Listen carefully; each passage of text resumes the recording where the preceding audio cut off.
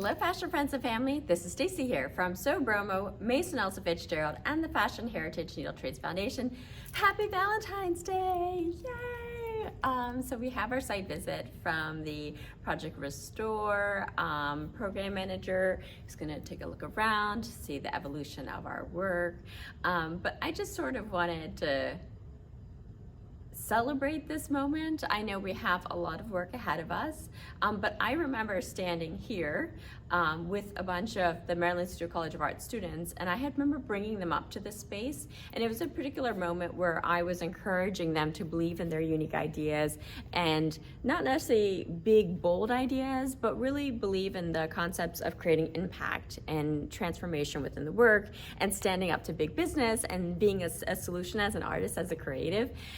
And I remember standing here, and I was in a moment where I was like, is this too big? Is this more of an undertaking that, like, I, as a founder, as an impact-driven entrepreneur, that I could handle myself, bringing a community together and activating such a, huge space, but also a huge mission. And when I asked them, like, should I do it? And honestly, like, in my gut, I was like, oh my gosh, can we do it? This is too much. But standing in front of these, next generation creatives, and knowing that I was, and I guess still am very much one of them, I was uncertain. And then looking at them, they were just, wide-eyed, and some of them nodded, some of them were like, absolutely yes. And they were asking, how much is the rent? How would you achieve that? And looking at them and seeing that we have to create examples of the things that we care about within ourselves, but also within the ventures that we create, so then that next generation can see that these sort of things, these big ideas, are possible. So then, of course, I just knew that there's no turning back for this, and that we just have to keep taking it inch by inch in terms of this reimagining of the work, finding solutions as we go. And that's sort of what we teach in our membership. But I'm going to take you around and show you some of the art that was originally created when we were just visioning, when we were just, creating exhibitions and bringing artists together, because we didn't have resources when we started out. We were, bootstrapping this entire system and working with arts organizations within the city to expand that work. But I just want to pause here and dance around this room, because it took a lot to get here on all levels, and we still have a way to go. But as an entrepreneur, you have to celebrate the wins right now. So I am so happy.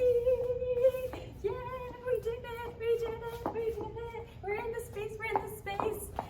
We still have so much to go, but we're doing it together. And thank you for all of our followers, because you are really keeping us motivated. Obviously, we're internally motivated for this work and this mission, but seeing that we're not in this alone, that we have a community around the world rallying around this.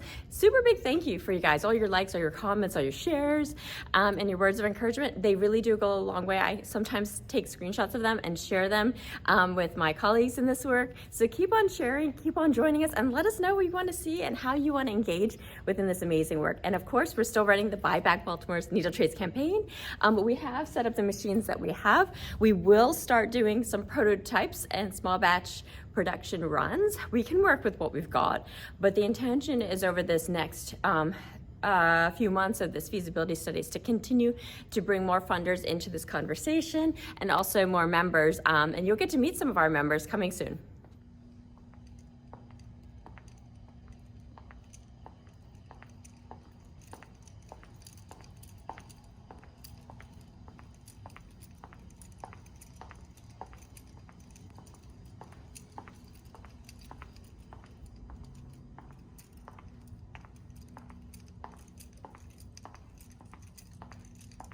We just finished the visit with the Project Restore grant for the site visit, and then we had a call with Justin Ferguson from TEDCO, just working through our impact numbers.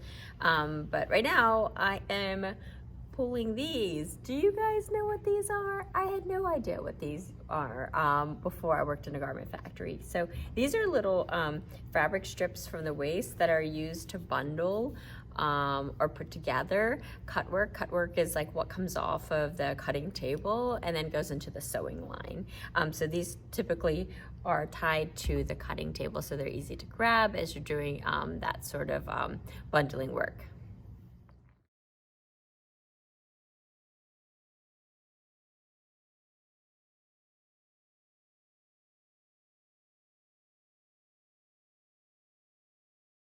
Actually, these were part of the original garment factory that had closed on the 4th floor, and these were binding that I had cut and prepared in order for bundling. So a lot of this, including the cutting table, is sort of a remnants of the previous factory, and hopefully we're in this space where we're revitalizing these, and we're going to keep these bundle strips ready to be able to small batch produce some marketing samples for our Needle Trades All-Stars.